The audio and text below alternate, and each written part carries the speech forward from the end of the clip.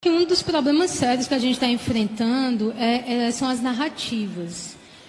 Sinceramente, Zélia, eu não acredito. Assim, eu acredito que você acredita no que você está falando. Eu não acredito que, de fato, exista aquilo que você está pintando, entende? Sim. Porque vocês se referem a esse governo como se fosse uma ditadura, vocês falam em censura, e precisa tomar cuidado com isso, porque isso não está existindo. A gente precisa falar as coisas assim de uma maneira honesta. Não há censura no Brasil. Não há censura no Brasil. Cara, pessoal, vamos respeitar aqui a opinião de cada um. Olha, o que está acontecendo aí, vocês estão vaiando, né? Vocês estão vaiando. O que é que isso significa? Isso significa que vocês têm uma paciência mínima em relação ao pensamento oposto.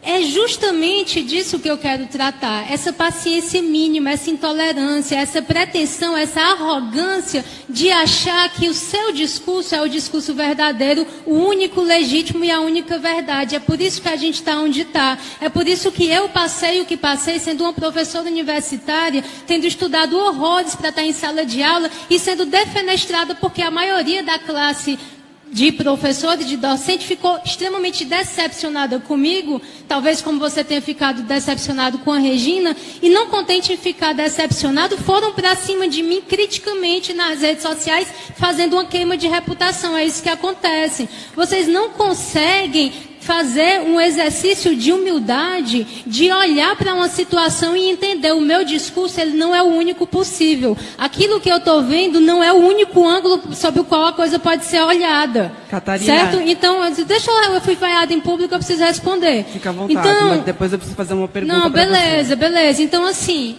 por que eu digo que não há censura? O que há é que está havendo uma mudança de administração.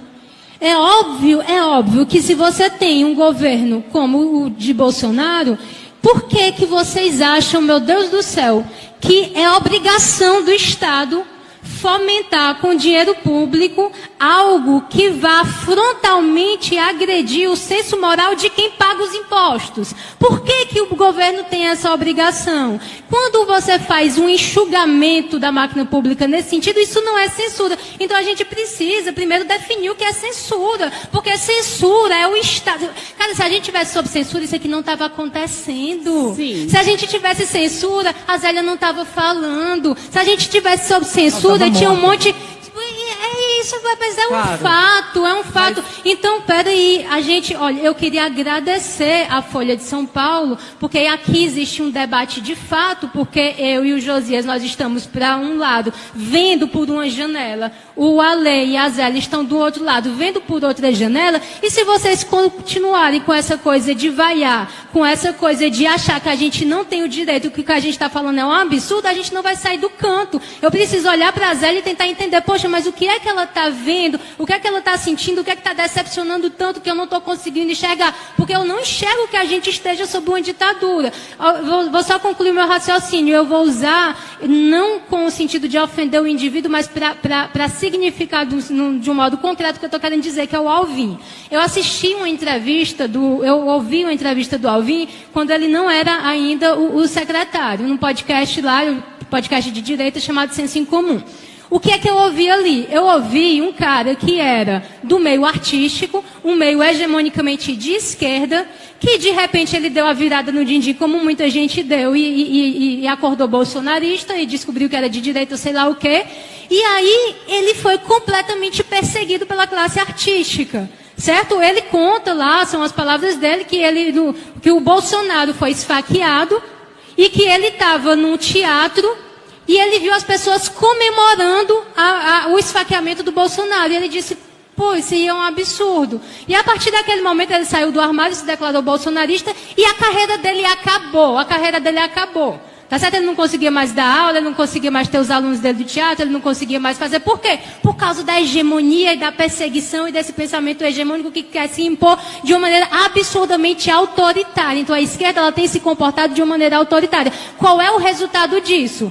É que liga o Bolsonaro pro Alvin dizendo, não sei o que, tá, você vai vir pra cá, aí bota o cara lá.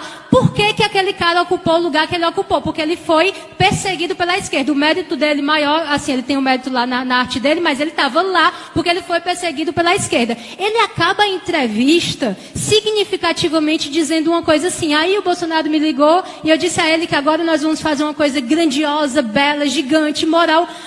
Cara, isso aí é loucura, isso é patético, mas por que a gente está nesse nível de absurdo? Porque efetivamente a esquerda perseguiu, efetivamente a esquerda cuspiu, efetivamente a esquerda defenestrou, a gente viveu isso. Então, se a esquerda não se reinventar, se a esquerda não fizer uma meia-culpa, se a esquerda não assumir isso, se vocês continuarem vaiando quem estiver simplesmente oferecendo um pensamento mais nuançado, a gente não vai sair do canto. A gente está aqui no espaço de diálogo, a gente está aqui no espaço democrático, e a democracia precisa avançar assim, na conversa, no respeito.